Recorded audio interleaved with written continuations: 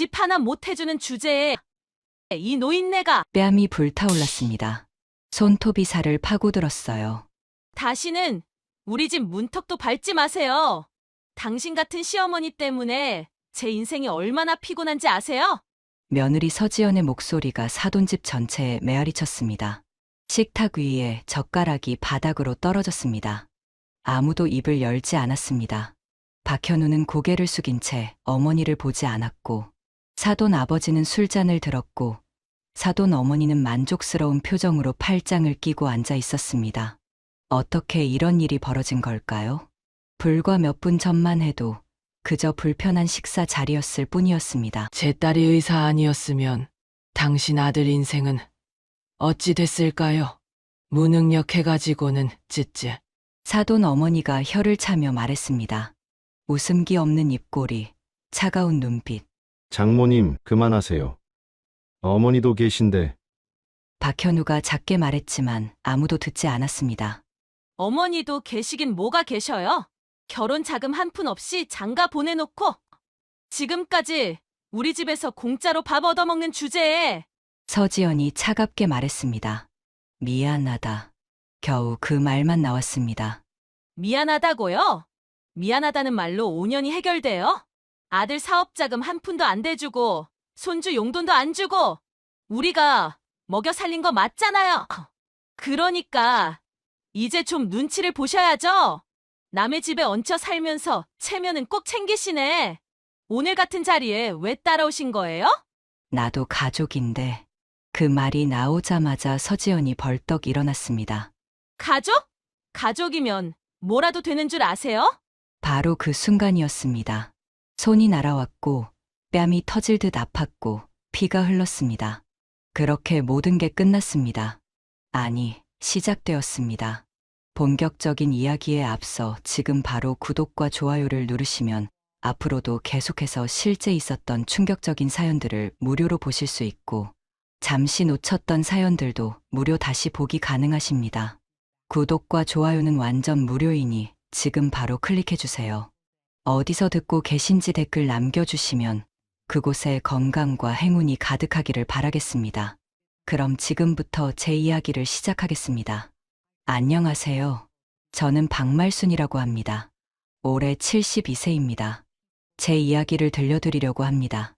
아마 여러분 중에는 저와 비슷한 처지에 계신 분들도 있을 거라 생각합니다. 아들 며느리 집에 얹혀 사는 시어머니, 며느리 눈치 보며 하루하루를 조심스레 살아가야 하는 노인. 그게 바로 저였습니다. 남편은 5년 전에 암으로 세상을 떠났습니다. 50년을 함께 살았지만 남은 건 없었습니다. 통장엔 장내 쓰고 남은 돈이 몇십만 원뿐이었습니다. 집도 없었습니다. 평생을 남편을 간병하고 병원비를 위해 새벽부터 밤까지 일하며 살았더니 제 앞으로 된 게 아무것도 없었습니다. 며느리 서지연은 강남에서 성형외과를 운영하는 유능한 의사였습니다. 실력으로 소문난 강남의 유명 성형외과 원장이었죠. 사돈댁 역시 중견기업을 운영하는 부자 집안이었고요. 하나밖에 없는 제 아들은 지방대를 나와 평범한 직장 생활을 하다가 부잣집 딸인 며느리를 만났습니다. 혼전 임신을 하는 바람에 사돈의 반대를 무릅쓰고 결혼했습니다. 제가 얹혀 사는 집도 모두 며느리 돈으로 산 집이었기 때문에 저는 그저 아무 말도 할 수 없는 처지였습니다. 매일 새벽 5시에 일어나 며느리의 아침상을 차리고 집안 청소와 빨래, 설거지를 하는 것이 저희 반복되는 일과였습니다. 그렇게 5년을 살았습니다. 그러던 어느 날 저희 인생을 송두리째 뒤바꾼 사건이 일어났습니다. 돈이 없다는 이유로 아들 장가 보낼 때 집 한 채 마련해 주지 못했다는 이유로 저는 사돈댁이 보는 앞에서 며느리에게 뺨을 맞았습니다. 그리고 그 자리에서 쫓겨났습니다. 하나밖에 없는 제 아들은 고개를 숙인 채 저를 보지 않았습니다. 그날 이후 생각했습니다. 아, 나는 이 집에서 어떤 존재인가? 앞으로 나는 어떻게 살아야 할까? 하지만 여러분, 이 이야기는 비참한 노인의 신세 한탄으로 끝나지 않습니다. 그날 이후로 모든 게 바뀌었습니다. 제 뺨을 때린 그 손이 결국 자신의 병원 문을 닫게 만들었으니까요. 돈과 권력으로 저를 짓밟던 사람들이 결국 제 앞에 무릎을 꿇었으니까요. 어떻게 그런 일이 가능했냐고요? 그 이야기를 지금부터 들려드리겠습니다. 새벽 4시 반에 눈이 떠졌습니다. 어둠 속에서 조용히 일어났습니다. 불을 켜면 며느리가 깬다고 했으니까요. 부엌으로 가서 쌀을 씻었습니다. 물소리가 날까봐 조심조심. 냉장고를 열 때도 소리가 나지 않게 천천히. 밥을 짓고 국을 끓이고 청소를 시작했습니다. 무릎을 꿇고 걸레질을 했습니다. 73살 허리는 아팠지만 참았습니다. 이렇게 산 지 벌써 5년. 남편이 세상을 떠난 후 며느리 서지연이 전화를 걸어왔을 때는 고마웠습니다. 하지만 들어오고 나서야 알았습니다. 며느리가 원했던 건 시어머니가 아니라 식모였다는 걸. 7시가 되자 방문이 열리는 소리가 들렸습니다. 며느리였습니다. 흰 가운을 입은 모습이었습니다. 성형외과 전문의답게 화장은 완벽했고 눈빛은 날카로웠죠. 며느리는 항상 자신이 의사임을 보여주기 위해 의사 가운을 입고 방에서 나왔습니다. 부엌으로 걸어온 며느리가 국을 떠서 맛을 봅니다. 표정이 굳었습니다.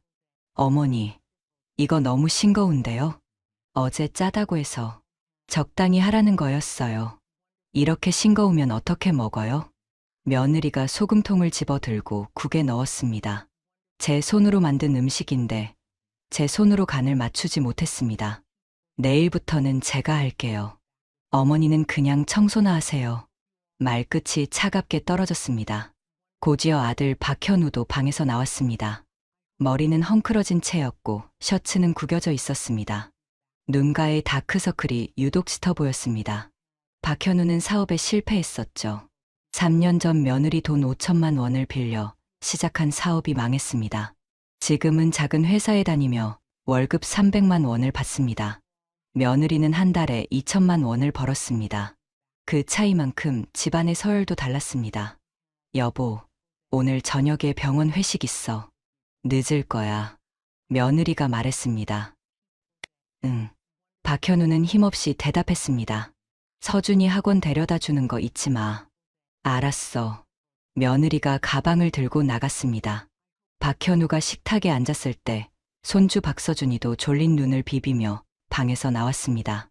할머니, 안녕하세요. 8살 아이의 밝은 목소리. 이 집에서 유일하게 따뜻한 존재였죠. 우리 서준이, 잘 잤니? 네. 할머니가 해준 밥 먹을 거예요. 아이가 환하게 웃었습니다. 하지만 박현우가 입을 열었습니다. 서준아, 빨리 먹어. 학교 늦어. 네. 박서준이의 웃음이 순식간에 사라졌습니다. 박현우는 국을 떠서 입에 넣었지만 아무 말도 하지 않았습니다. 짜다는 말도 괜찮다는 말도 없었습니다. 그저 고개를 숙이고 밥을 먹을 뿐이었죠. 식사는 조용히 끝났습니다.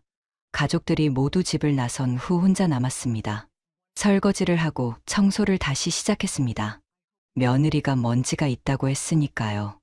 허리를 굽혀 소파 밑까지 닦았습니다. 무릎이 욱신거렸지만 멈출 수 없었습니다.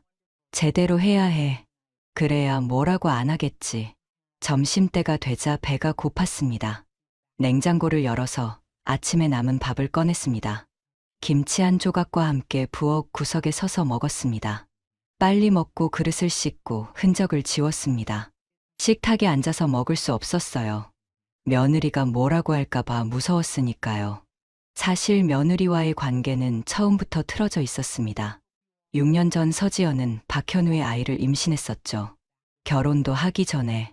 사돈부부는 반대했습니다. 의사인 딸이 무능한 남자와 결혼하는 걸 원치 않았던 겁니다. 하지만 아이가 있었기에 결혼은 진행됐습니다. 며느리는 그때부터 박현우를 무시했습니다. 시어머니인 저는 더 무시했죠.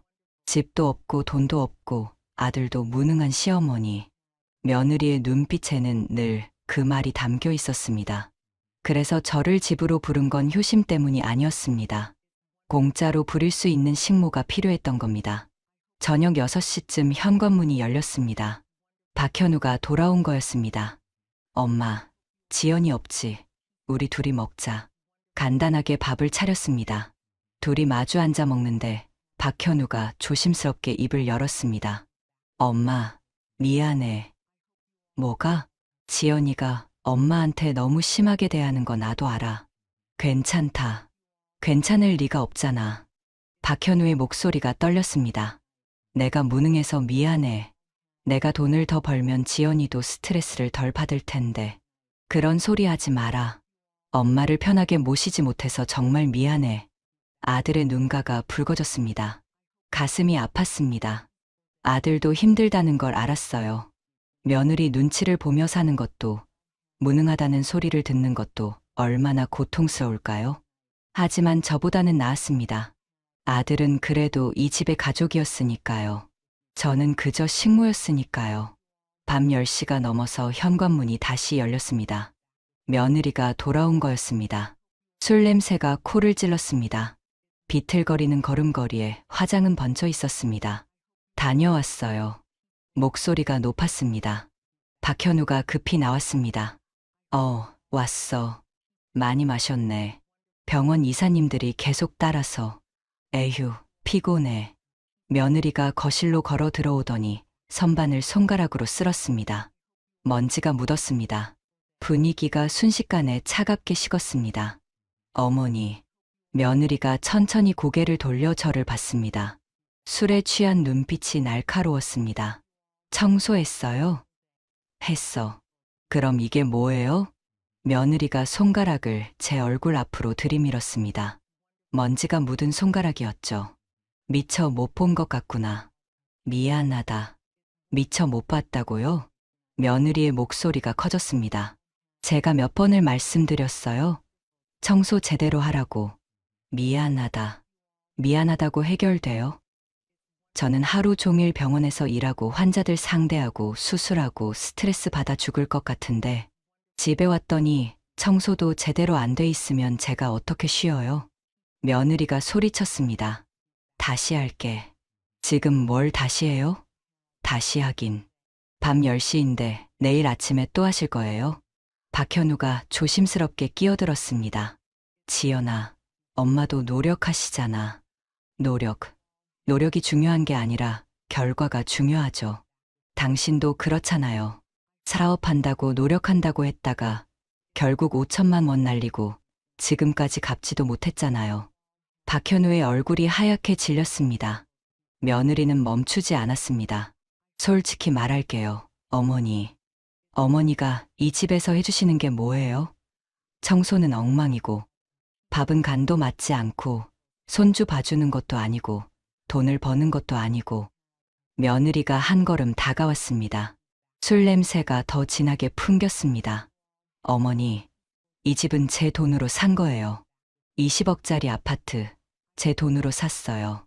생활비도 제가 내고 서준이 학원비도 제가 내고, 전부 다 제 돈이에요. 알고 있다. 알고 계시면서 왜 이렇게 대충대충 하세요? 저도 시어머니 모시는 거 쉽지 않아요. 요즘 시대에 시어머니 모시고 사는 며느리가 어디 있어요? 미안하구나. 미안하다는 말만 하지 말고요. 며느리의 목소리가 터졌습니다. 제대로 좀 하시든지 아니면 나가시든지 하세요. 저는 어머니 식모가 아니라고요. 그 말에 가슴이 무너졌습니다. 식모. 며느리가 저를 뭐라고 생각하는지 알고 있었지만 그걸 입 밖으로 내뱉는 순간 숨이 막혔습니다. 지연아, 그건 너무 심한 거 아니야? 박현우가 소리쳤습니다. 심하긴 뭐가 심해요? 사실이잖아요. 며느리가 박현우를 노려봤습니다. 당신 어머니 집 한 칸 없이 들어오셨죠? 돈 한 푼 없이 들어오셨죠? 그럼 뭐라도 제대로 해주셔야 하는 거 아니에요? 엄마도 나이가 있으셔서. 나이가 있으면 다 돼요? 제 친정 엄마는 나이가 더 많으신데도 혼자 집안일 다 하시고 돈도 모으고 그렇게 사세요. 근데 어머니는요? 며느리가 다시 저를 봤습니다. 어머니는 우리 집에 들어오신 후로 뭐 해주신 게 있어요? 아무것도 없잖아요. 그냥 방 한 칸 차지하고 밥 얻어먹고 그게 다잖아요. 눈물이 났습니다. 참으려고 했지만 참을 수 없었습니다. 어머니, 우는 거예요? 왜 울어요? 제가 뭐 잘못된 말 했어요? 며느리의 목소리가 더 날카로워졌습니다. 사실을 말하는 건데 왜 우세요? 어머니, 솔직히 저도 힘들어요. 시어머니 모시는 것도 스트레스인데 제대로 해주시는 것도 없으면 저는 어떻게 해요? 미안하다. 미안하다는 말 듣고 싶은 게 아니에요. 제대로 해주시든지 아니면 다른 방법을 생각하시든지 하세요. 다른 방법? 그게 무슨 뜻인지 알았습니다. 나가라는 소리구나. 며느리가 방으로 들어갔습니다. 문을 쾅 닫는 소리가 울렸습니다. 박현우가 고개를 숙였습니다. 엄마, 미안해. 하지만 아들도 아무것도 할 수 없다는 걸 알았습니다. 방으로 돌아와 침대에 앉았습니다. 온몸이 떨렸습니다. 며느리의 말이 머릿속에서 맴돌았습니다. 식모, 방 한 칸 차지하고 밥 얻어먹는 사람, 아무것도 해주지 않는 사람, 평생을 가족을 위해 살았습니다. 남편을 간병하고 아들을 키우고 손주를 돌봤습니다. 하지만 지금은 아무것도 아니었어요. 눈물이 멈추지 않았습니다. 차라리 죽는 게 나을까? 그런 생각까지 들었습니다. 다음 날 아침 더 일찍 일어났습니다. 새벽 3시였습니다. 어둠 속에서 청소를 시작했습니다.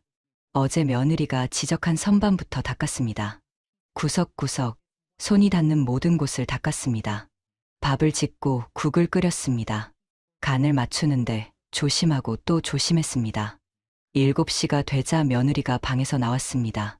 어젯밤 일을 사과할까 싶었지만 며느리는 아무 말도 하지 않았습니다.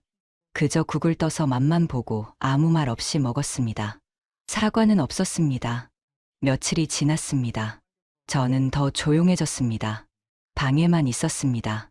가족들과 마주치는 것도 피했습니다. 말수가 줄었습니다. 밥도 제대로 먹지 못했습니다.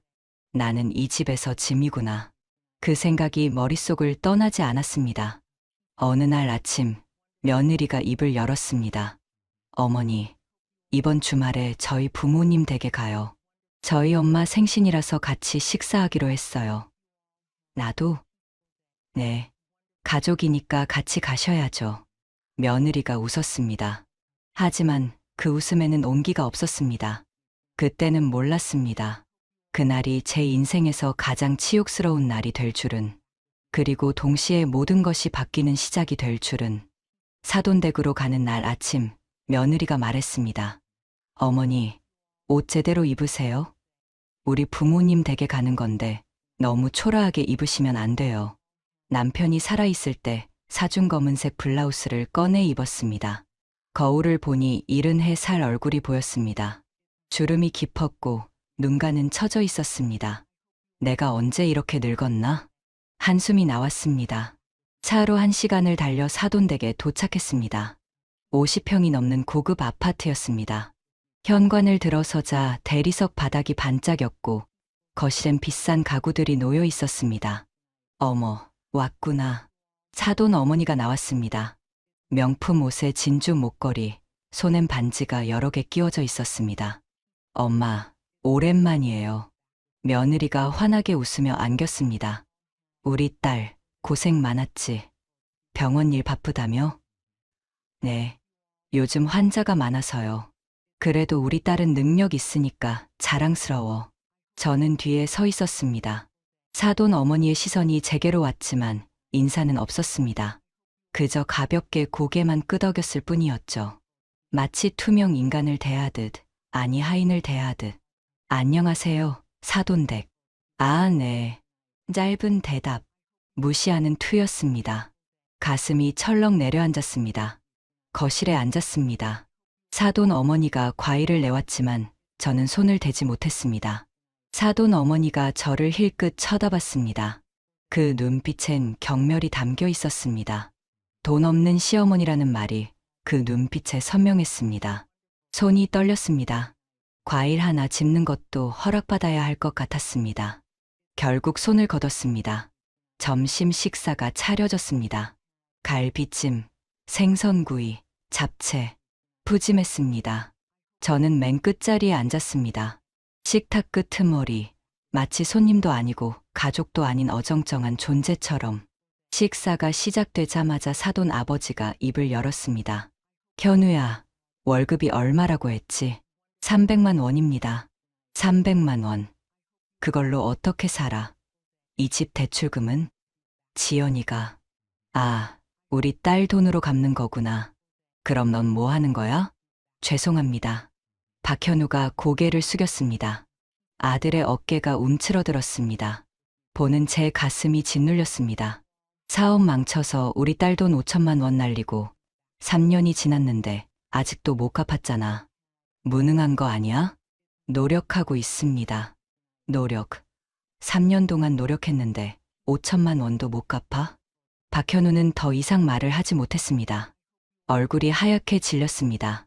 칼날 같은 말들이 아들을 베어내고 있었습니다. 제 가슴도 함께 찢어지는 것 같았습니다. 사돈 어머니가 며느리에게 말했습니다. 지연아, 내가 고생이 많구나. 무능한 남편의 돈 한 푼 없는 시어머니까지 모시고, 그리고 저를 봤습니다. 그 눈빛은 차갑고 날카로웠습니다.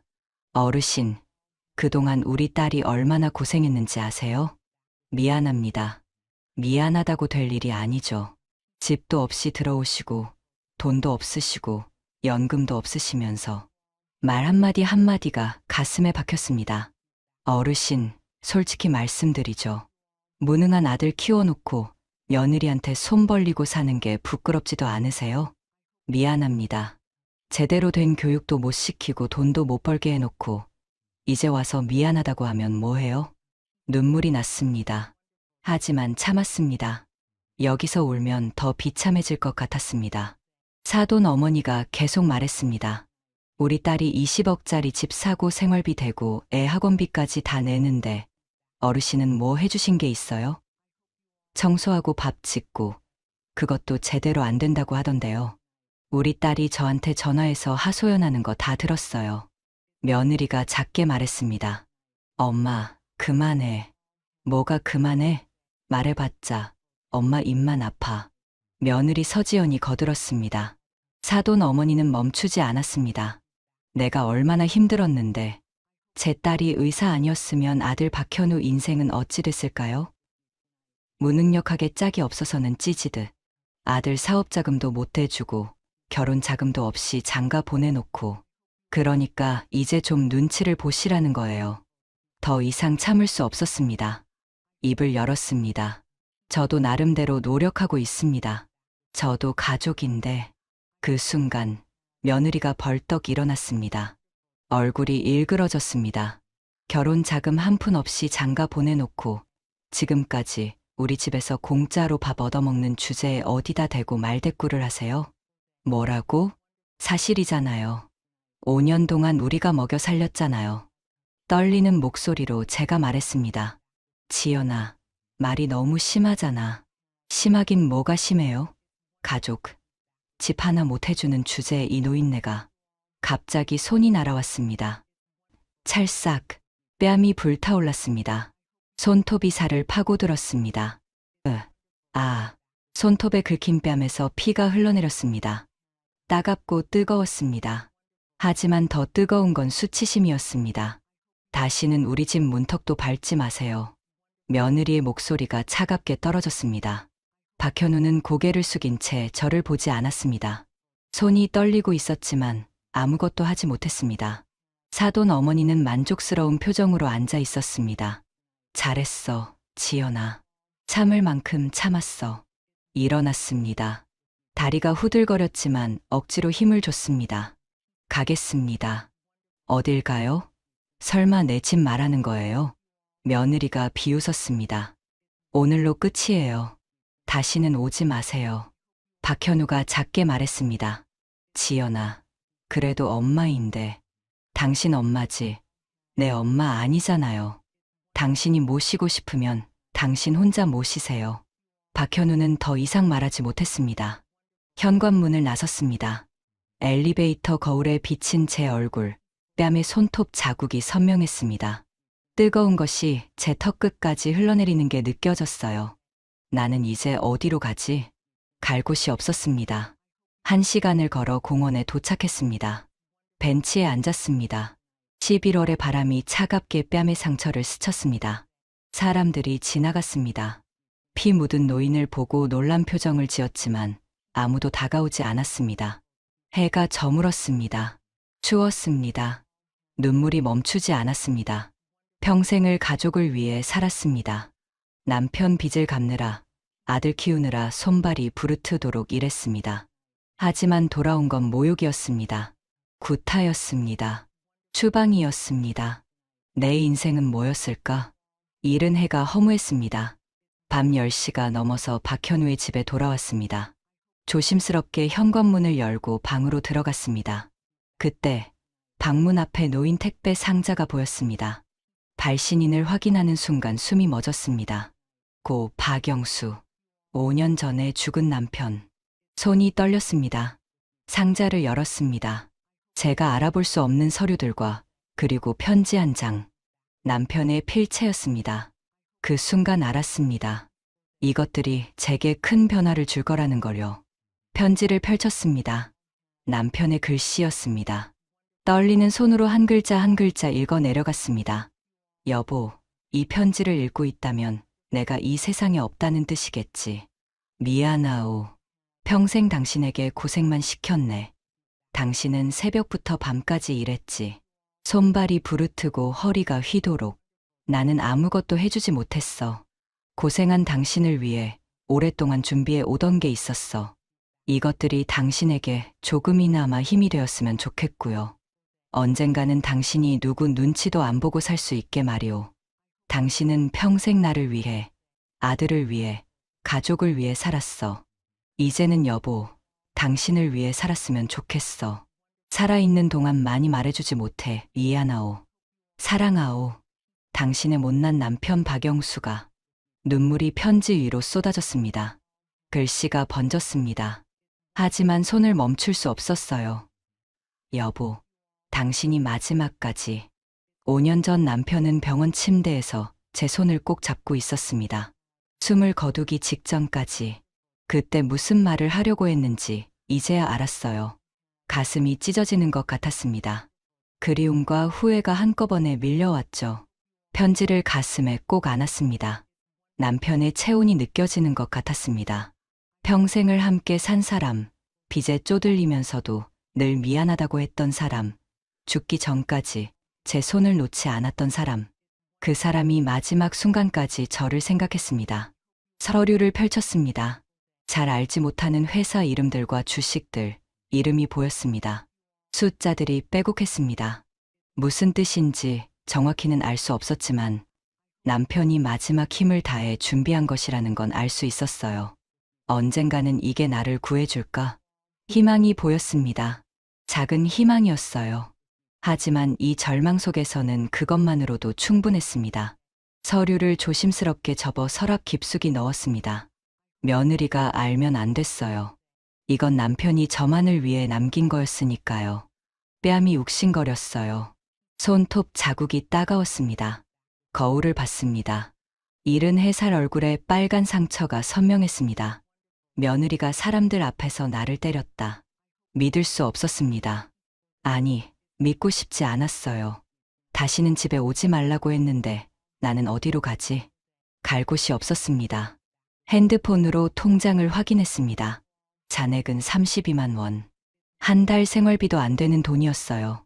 친구, 순자한테 폐를 끼칠 수 없었습니다. 며칠은 몰라도 계속 얹혀 살 수는 없는 일이었죠. 고시원을 알아봤습니다. 보증금 50만 원에 월세 40만 원. 들어갈 돈이 없었어요. 일자리?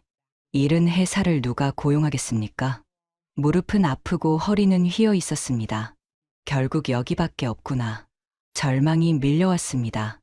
세상에 제 자리는 어디에도 없었습니다. 돈도 없고 집도 없고 의지할 곳도 없는 74살 노인. 며느리가 쫓아내도 어디로 갈 수 없었어요. 이 집밖에 없었습니다. 나는 혼자구나. 남편도 죽었습니다. 아들은 며느리 편이었습니다. 며느리는 저를 증오했어요. 세상에 저를 지켜줄 사람은 아무도 없었습니다. 두려웠습니다. 이 나이에 길거리로 쫓겨나면 어떻게 될까요? 추운 겨울, 잠잘 곳도 없이 떠돌다가 얼어 죽을까요? 아무도 내 편이 없어. 평생을 살았는데 결국 혼자였어요. 침대에 누웠습니다. 하지만 잠이 오지 않았습니다. 며느리의 목소리가 귓가에 맴돌았어요. 집 하나 못 해주는 주제에 이 노인네가. 다시는 우리 집 문턱도 밟지 마세요. 가슴이 조여왔습니다. 숨쉬기가 힘들었어요. 눈을 감았습니다. 뜨면 또 내일이 올 텐데 내일은 어떻게 살아야 할지 몰랐습니다. 그렇게 밤은 길고 길었습니다. 잠을 잔 건지 안 잔 건지 모르겠었어요. 몸이 천근만근 무거웠습니다. 창밖을 보니 동이 트고 있었습니다. 새벽이었어요. 일어나야 했습니다. 평생의 습관이었습니다. 조심스럽게 방문을 열었습니다. 거실은 아직 어두웠어요. 가족들은 모두 자고 있었습니다. 부엌으로 향했습니다. 밥을 지어야 했어요. 청소를 해야 했습니다. 며느리가 뭐라고 하기 전에. 하지만 손이 떨렸습니다. 며느리가 나오면 뭐라고 할까? 쫓아낼까? 다시 나가라고 할까? 두려웠어요. 이 집에 있는 것 자체가 두려웠습니다.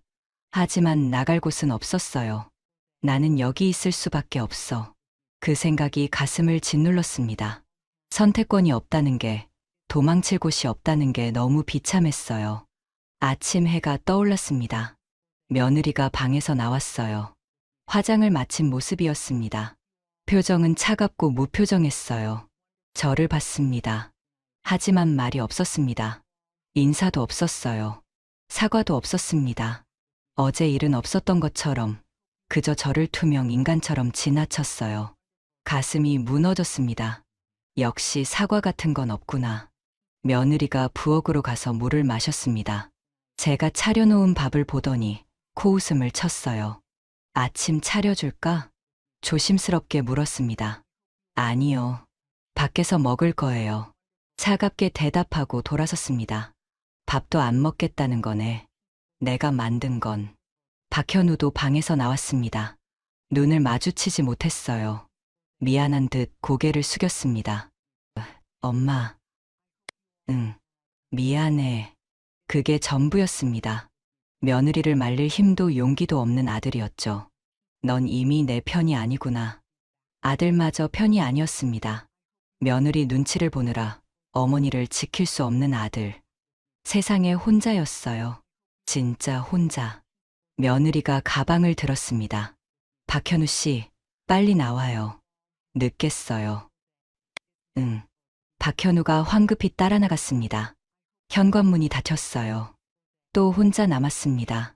그때 조그만 발소리가 들렸습니다. 손주 박서준이었어요.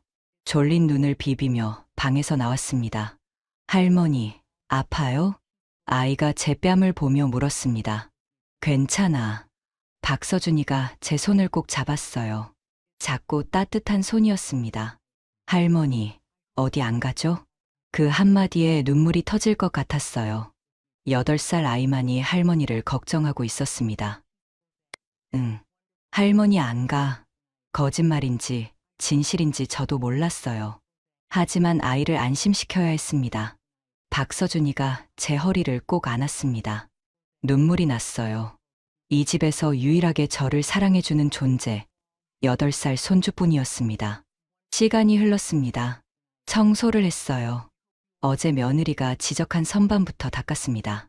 구석구석 먼지 하나 남지 않도록 무릎을 꿇고 허리를 굽히고 손이 닿는 모든 곳을 닦았어요.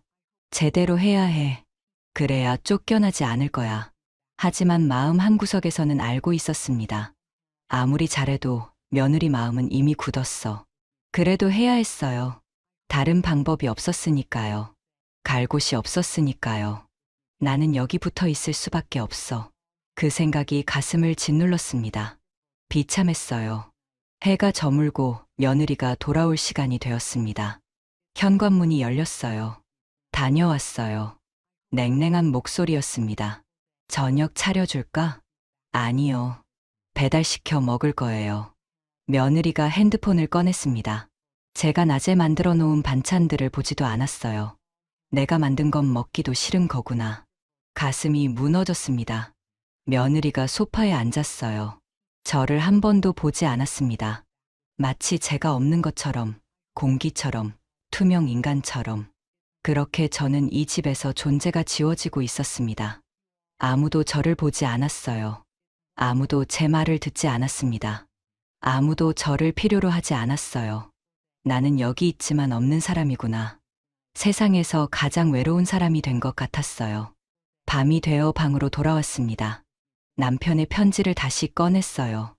언젠가는 당신이 누구 눈치도 안 보고 살 수 있을 겁니다. 이제는 당신을 위해 사세요. 남편의 글씨를 손으로 쓸어내렸습니다. 여보, 언젠가는 정말 그런 날이 올까요? 편지를 가슴에 안았습니다.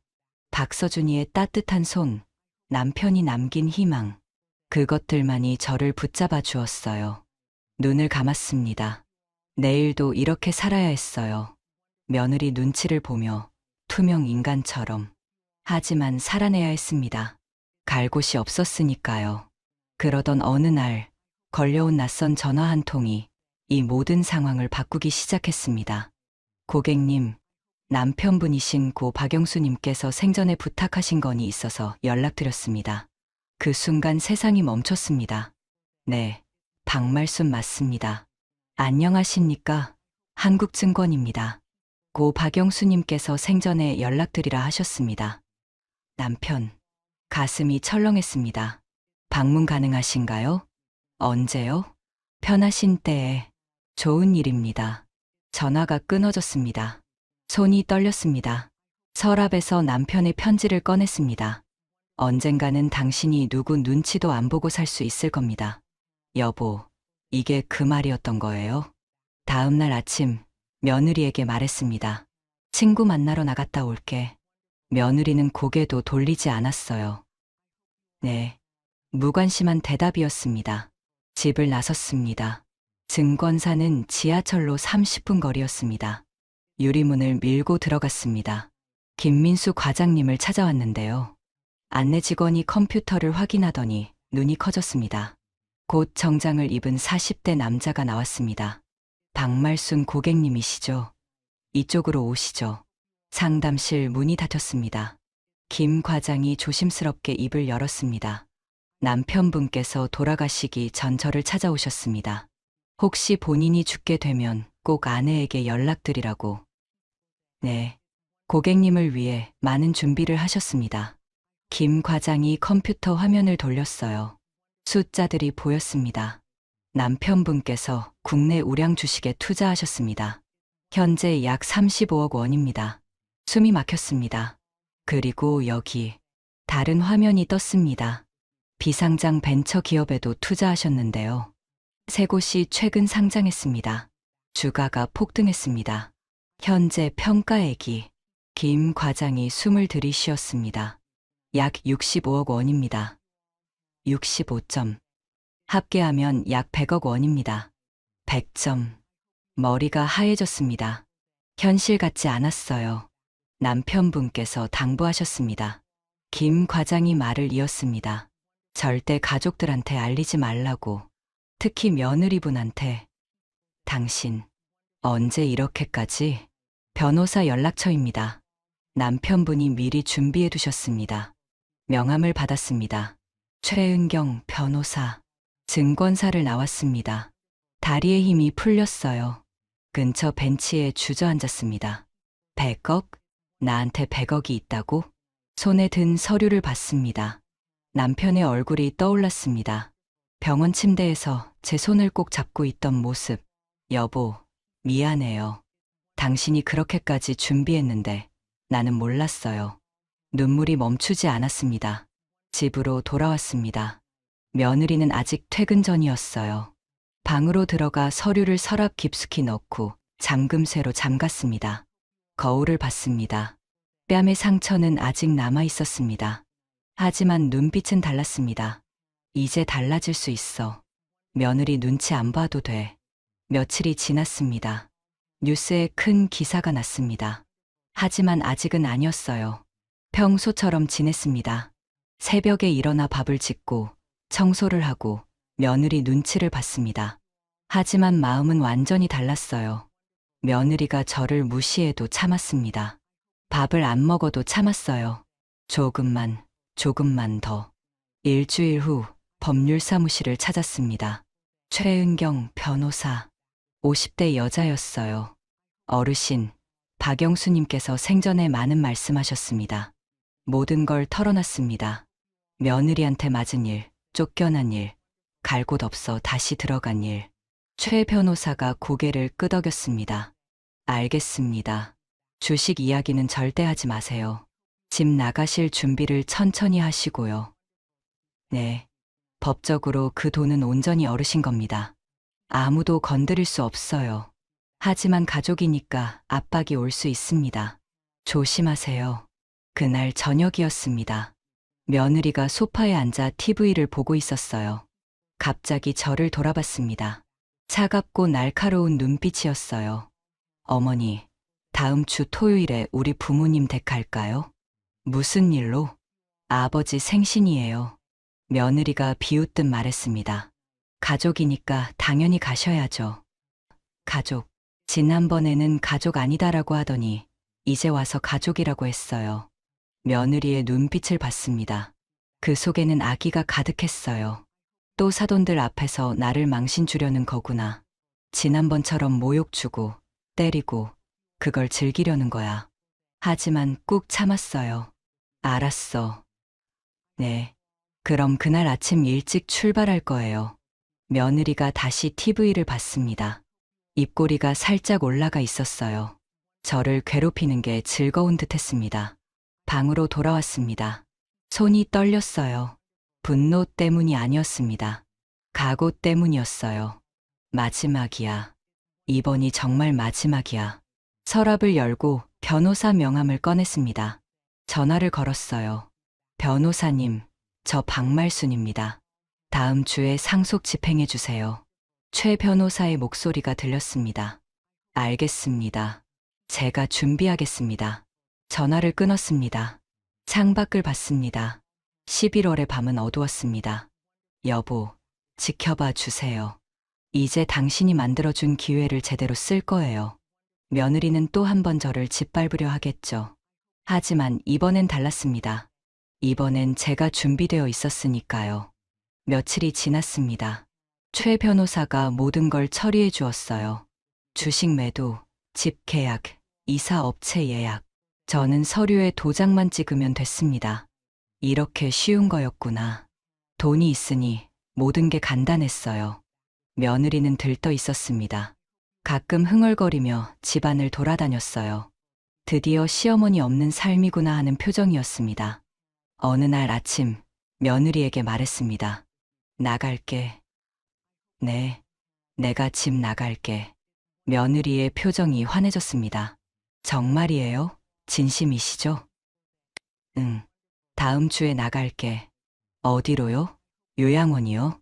아니, 내가 알아서 할게. 며느리가 어깨를 으쓱했습니다.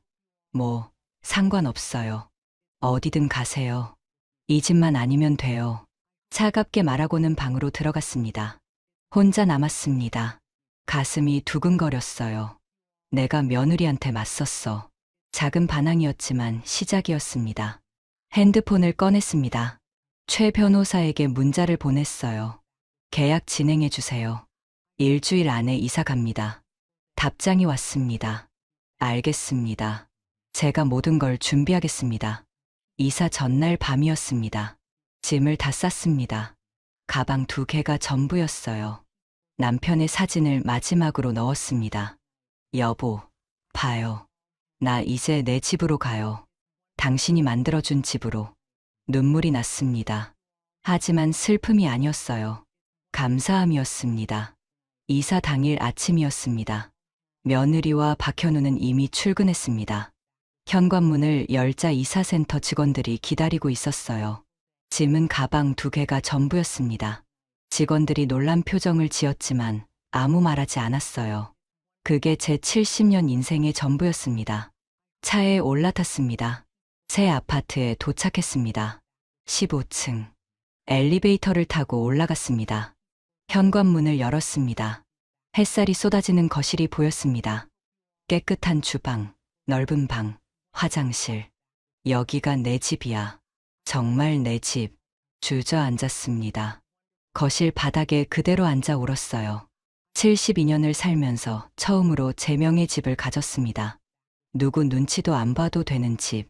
며느리가 쫓아낼 수 없는 집. 여보, 고마워요. 정말 고마워요. 짐을 풀었습니다. 옷을 정리하고 남편 사진을 거실에 놓았습니다. 소파에 앉아 커피를 마셨어요. 제가 원하는 시간에, 제가 원하는 자리에서. 이게 자유였습니다. 3일이 지났습니다. 새 집에 적응하고 있었어요. 아침에 늦게 일어나고 여유롭게 차를 마시고 산책을 하고 며느리나 박현우에게서 연락은 없었습니다. 역시 관심도 없구나.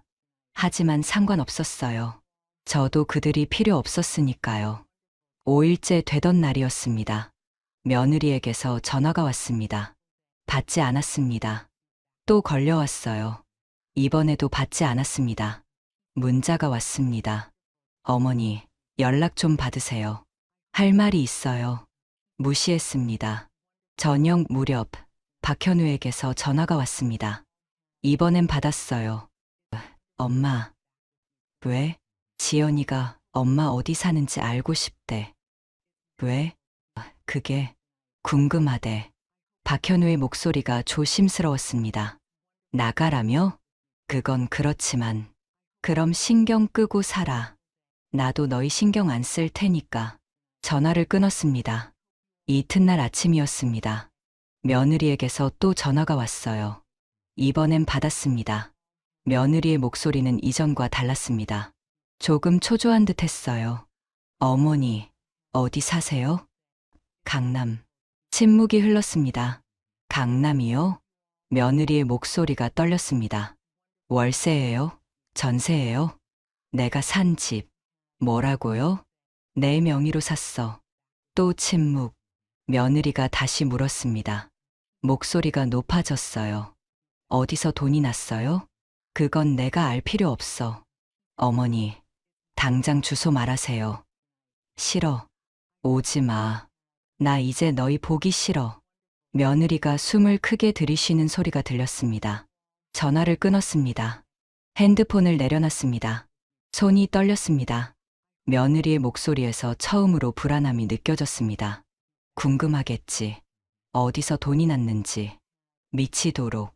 창밖을 봤습니다. 강남의 야경이 펼쳐졌어요. 72년 만에 처음으로 제 목소리를 냈습니다. 이제 시작이야. 하지만 그때는 몰랐습니다. 며느리와 사돈댁의 몰락이 제가 아무것도 하지 않아도 시작될 거라는 걸. 며느리는 그날 밤부터 잠을 이루지 못했습니다. 제가 어디서 돈을 구했는지, 얼마나 가지고 있는지 그 생각밖에 없었어요. 박현우가 나중에 말했습니다. 며느리가 침대에서 뒤척이며 계속 중얼거렸다고. 말도 안 돼. 통장에 몇십만 원밖에 없었는데 강남에 집을 샀다고? 어떻게?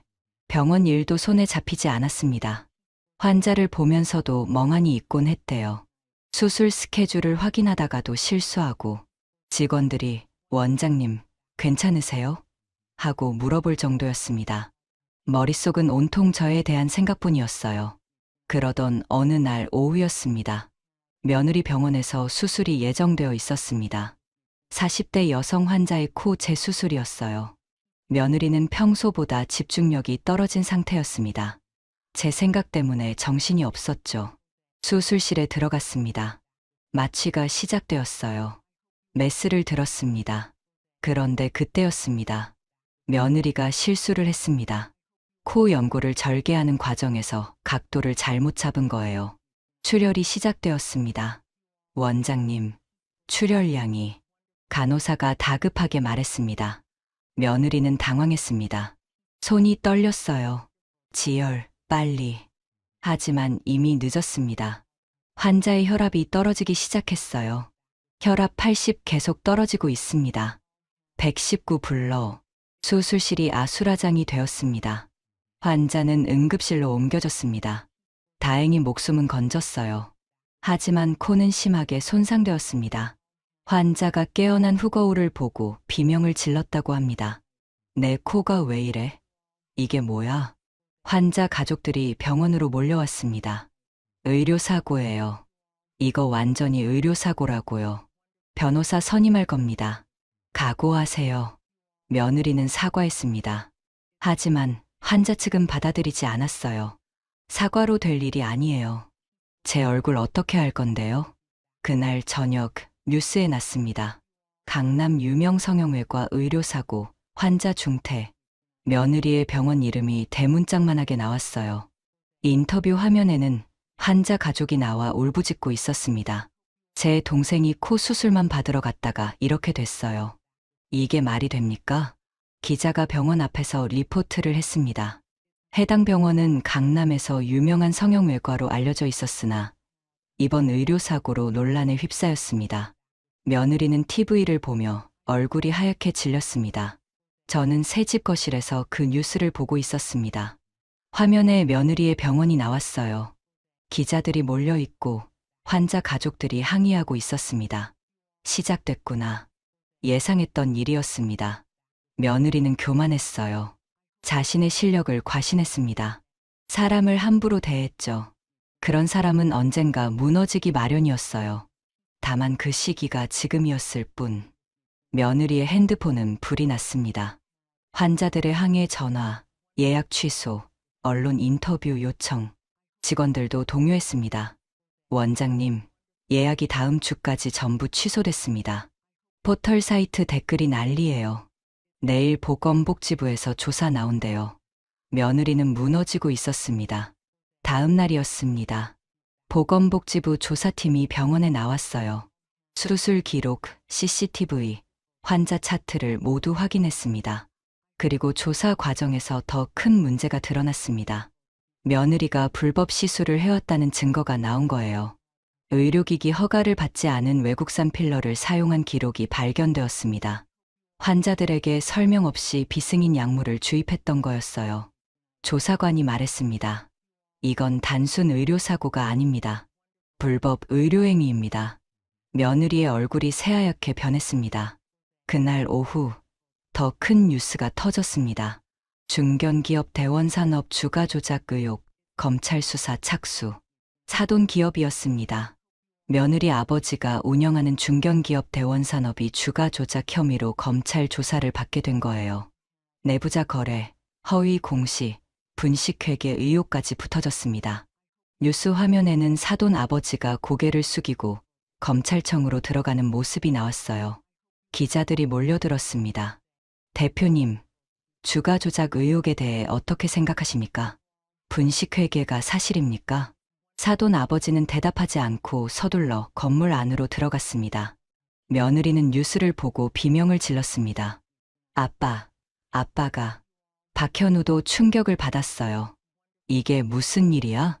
하루 만에 모든 게 무너지고 있었습니다. 며느리의 병원은 의료사고와 불법 시술로 문을 닫을 위기에 처했고 사돈댁 기업은 주가 조작 의혹으로 파산 직전이었어요. 며느리가 그렇게 자랑하던 것들, 성공한 의사, 부자 친정, 모두 한순간에 무너지고 있었습니다. 저는 거실 소파에 앉아 뉴스를 보고 있었습니다. 며느리 병원 앞에 몰려든 기자들, 사돈 아버지가 검찰청으로 들어가는 모습, 차례대로 화면에 나왔어요. 시작이구나. 남편 사진을 바라봤습니다. 여보, 보고 있어요? 당신이 만들어준 기회로 이제 시작이에요. 눈물이 났습니다. 하지만 슬픔이 아니었어요. 72년을 참고 살았습니다. 무시당하고 맞고 쫓겨났습니다. 하지만 이제 달랐습니다. 다음 날 아침 더 큰 뉴스가 났습니다. 대원산업 상장 폐지 위기, 주가 90% 폭락, 강남 성형외과 원장, 의사면허 정지심에 돌입, 며느리와 사돈댁이 완전히 무너지고 있었습니다. 그날 저녁이었습니다. 핸드폰이 울렸습니다. 며느리였어요. 받지 않았습니다. 또 울렸습니다. 계속 울렸어요. 10번째 전화에 받았습니다. 여보세요. 며느리의 목소리가 들렸습니다. 하지만 이전과 완전히 달랐어요. 비명에 가까웠습니다. 어머니. 며느리는 소리를 지르고 있었습니다. 다 어머니 때문이에요. 며느리는 울부짖고 있었습니다. 어머니가 집을 떠난 후로 모든 게 꼬이기 시작했다고. 의료사고도 아버지 회사도 전부 시어머니 탓. 불운의 씨앗이라고 부르다니. 역병 같은 노인네라고 했습니다. 저주를 걸었냐고 물었어요. 지연아, 뭐예요? 내가 자초한 일이야. 침묵이 흘렀습니다. 나를 때린 것도 너고 쫓아낸 것도 너야. 사람을 함부로 대하면 안 되는 거야. 며느리가 다시 소리쳤습니다. 어디서 돈이 났냐고. 통장에 몇십만 원밖에 없었는데 강남에 집을 샀냐고. 얼마나 있냐고. 미친 듯이 물었습니다. 그건 내가 알 필요 없어. 어머니, 대체 얼마예요? 며느리의 목소리는 절규에 가까웠습니다. 5년 동안 먹여 살렸다고 했습니다. 은혜를 원수로 갚는다고, 배은망덕하다고, 먹여 살렸다고? 당연하죠. 집도 우리 집이고 밥도 우리가 해줬고, 그게 은혜라고 생각하니? 며느리가 울고 있었습니다. 하지만 슬픔이 아니었어요. 분노였습니다. 뭔가 했냐고 물었습니다. 의료사고도 아버지 주가 조작도 모두 동시에 터진 게 우연이냐고. 내 탓이야. 의료사고 낸 것도 불법 시술한 것도 내가 한 거야. 난 관계없어. 어떻게 그걸. 며느리의 목소리가 떨렸습니다. 어머니, 대체 뭐예요? 정체가 뭐예요? 며느리는 완전히 패닉 상태였습니다. 지연아, 이제 그만 전화 끊을게. 안 돼요. 말해요. 전화를 끊었습니다. 핸드폰을 내려놨습니다. 손이 떨렸습니다. 며느리의 비명이 귓가에 맴돌았습니다. 불운의 씨앗, 역병 같은 노인네. 쓴 웃음이 났습니다. 끝까지 나를 탓하는구나. 하지만 상관없었어요. 저는 이미 자유로웠고 그들은 무너지고 있었으니까요. 며칠 후 핸드폰이 울렸습니다. 화면을 봤습니다. 며느리와 사돈 어머니였습니다. 이제 제 차례가 왔습니다. 그동안 참고 참아왔던 모든 것을 터뜨릴 시간이 일주일 후였습니다. 뉴스에 큰 기사가 났습니다. 강남 성형외과 원장, 의사면허 5년 정지 확정. 며느리의 얼굴이 화면에 나왔어요. 고개를 숙이고 기자들의 질문을 피하며 걷는 모습이었습니다. 원장님, 환자분들께 할 말씀 있으십니까? 불법 시술에 대해 어떻게 생각하십니까? 며느리는 대답하지 않았습니다. 차에 급히 올라타 떠났어요. 보건복지부는 의료사고와 불법 시술을 이유로 며느리의 면허를 5년간 정지시켰습니다. 병원은 문을 닫았어요. 직원들은 모두 해고되었습니다. 며느리가 그렇게 자랑하던 강남의 유명 성형외과, 하루아침에 사라졌습니다. 같은 날 오후, 더 큰 뉴스가 터졌습니다. 대원산업 상장 폐지 확정, 대표 구속영장 청구, 사돈 아버지가 수갑을 찬 채로 검찰청에서 나오는 모습이 화면에 나왔어요. 기자들이 몰려들었습니다. 대표님, 주가 조작 인정하십니까? 횡령 혐의는 어떻게 생각하십니까? 사돈 아버지는 고개를 푹 숙인 채 경찰차에 올랐습니다. 주가 조작, 분식회계, 횡령. 모든 혐의가 사실로 드러났어요. 회사는 완전히 파산했습니다. 직원 200명이 하루아침에 일자리를 잃었어요. 사돈댁이 가지고 있던 재산은 모두 압류되었습니다. 집도, 차도, 통장도. 며느리가 그렇게 자랑하던 부자, 친정. 모두 사라졌습니다. 저는 새집 거실에서 뉴스를 보고 있었습니다. 며느리의 얼굴, 사돈 아버지가 수갑 차는 모습, 차례대로 화면에 나왔어요. 끝났구나. 감정이 복잡했습니다. 기쁨도, 슬픔도, 분노도 아니었어요. 그저 담담했습니다. 이게 내가 받을 대가야. 남편 사진을 바라봤습니다. 여보, 우리 이겼어요. 그날 저녁이었습니다.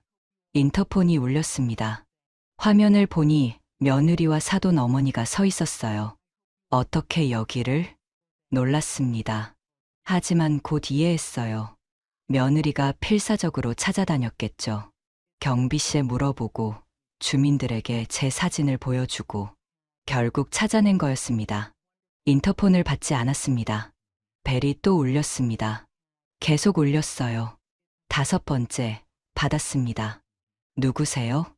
며느리의 목소리가 들렸습니다. 어머니, 저예요. 지연이요. 왜 왔어? 어머니, 잠깐만 문 열어주세요. 얘기 좀 해요. 할 얘기 없어. 어머니, 제발요. 며느리의 목소리가 떨렸습니다. 잠시 망설였습니다.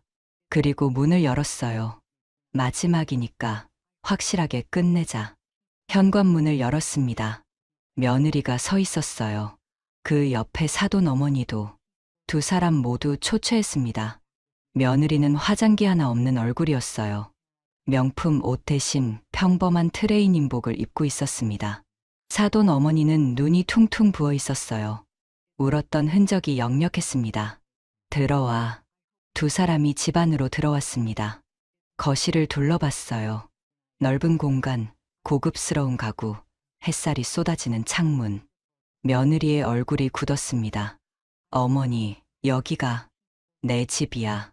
얼마짜리예요? 그건 내가 알 필요 없어. 며느리와 사돈 어머니는 소파에 앉지도 못하고 서 있었습니다. 예전 같았으면 당당하게 앉았을 텐데, 이제는 그럴 수 없었어요. 며느리가 입을 열었습니다. 어머니, 저희가 잘못했어요. 정말 잘못했어요. 며느리의 목소리가 떨렸습니다. 어머니한테 그렇게 대한 거 미안해요. 이제 와서 늦은 거 알아요? 하지만 며느리가 무릎을 꿇었습니다. 바닥에 그대로 무릎을 꿇고 머리를 숙였어요. 어머니, 제발 저희 좀 살려주세요. 사돈 어머니도 무릎을 꿇었습니다. 어르신, 제발 부탁드려요.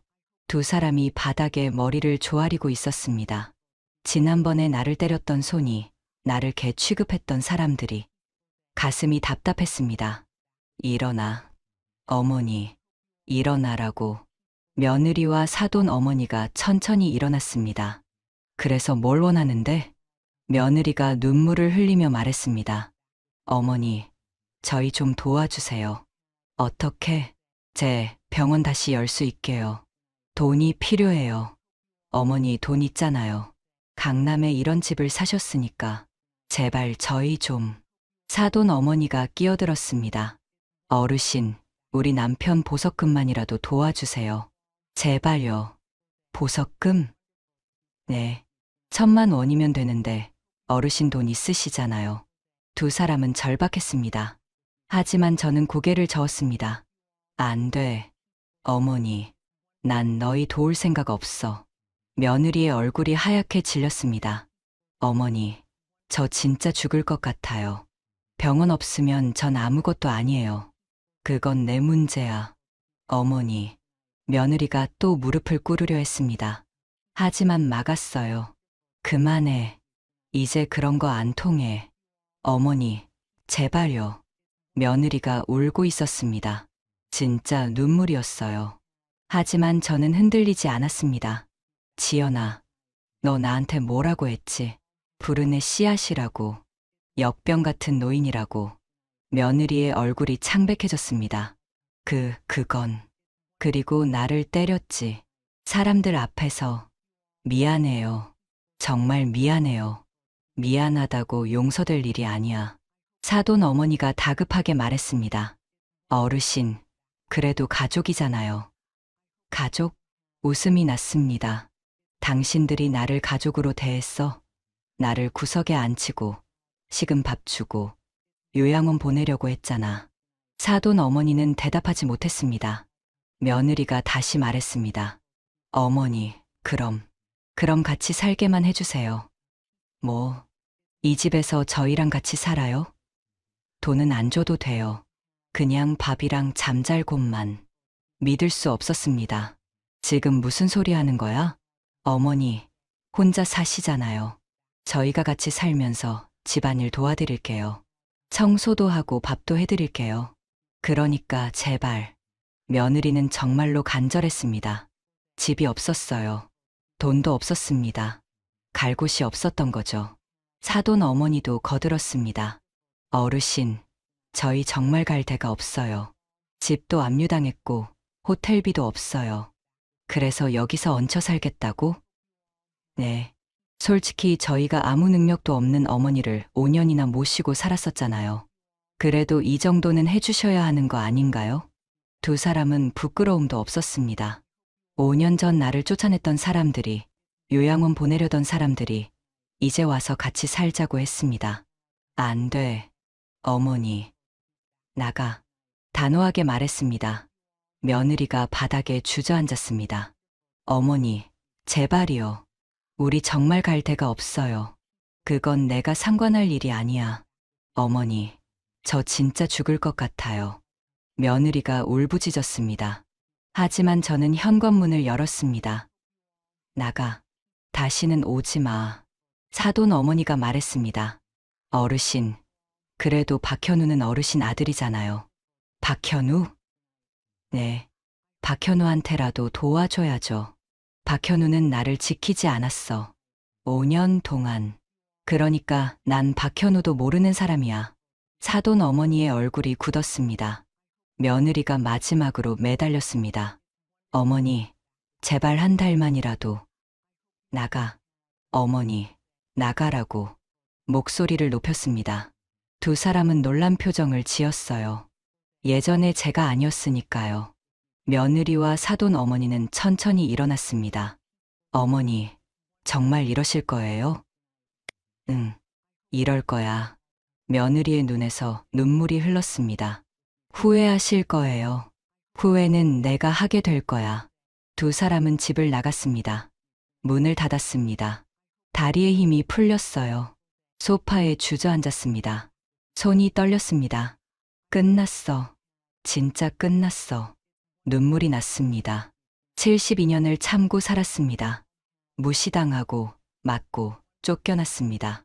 하지만 이제 갚았어요. 며느리가 무릎 꿇는 걸 봤습니다. 사돈 어머니가 비는 걸 봤습니다.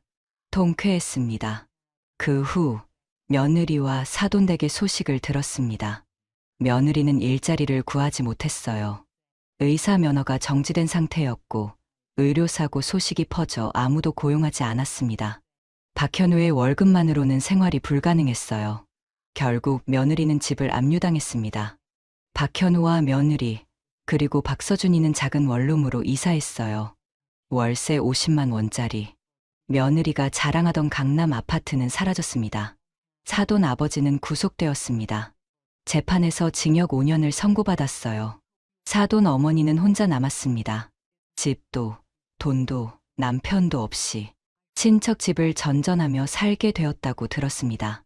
며느리가 자랑하던 부자 친정, 완전히 몰락했습니다. 박현우에게서 마지막 전화가 왔습니다. 엄마. 응. 엄마, 우리 정말 힘들어. 지연이가 일자리를 못 구하고 우린 이제 월세도 못 낼 것 같아. 박현우의 목소리는 떨리고 있었습니다. 엄마, 돈 있잖아. 조금만 도와줘. 안 돼. 엄마, 박현우야. 너는 5년 동안 나를 지키지 않았어. 며느리가 나를 때릴 때도 쫓아낼 때도. 미안해. 미안하다고 되는 게 아니야. 엄마, 나 엄마 아들이잖아. 아들이면 어머니를 지켰어야지.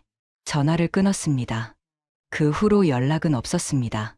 박현우도, 며느리도, 사돈 어머니도 모두 제 삶에서 사라졌어요. 6개월이 지났습니다. 저는 새 집에서 평화로운 삶을 살고 있었습니다. 아침에 늦게 일어나 커피를 마셨어요. 오후에는 한강을 산책했습니다. 친구 순자와 자주 만났어요. 맛있는 식당에 가고, 영화도 보고, 72년 만에 처음으로 제 시간을 가졌습니다.